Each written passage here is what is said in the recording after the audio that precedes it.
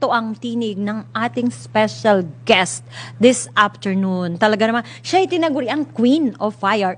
Asia's Queen of Fire. Yes, kailan kaya na nagkaroon ng fire talaga. dun sa naiya eh.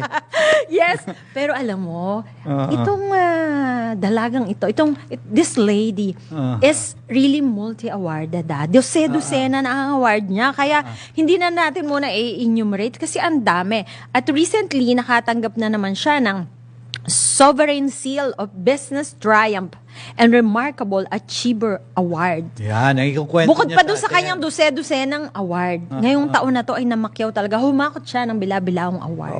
So please, wag na natin patagalin. Please, help us in welcoming the multi-awarded pop rock singer, Miss Lay Manego! Good afternoon po, Miss Eliza. Good afternoon po, Yosek. And sa lahat po natin mga nanonood, no? Good afternoon.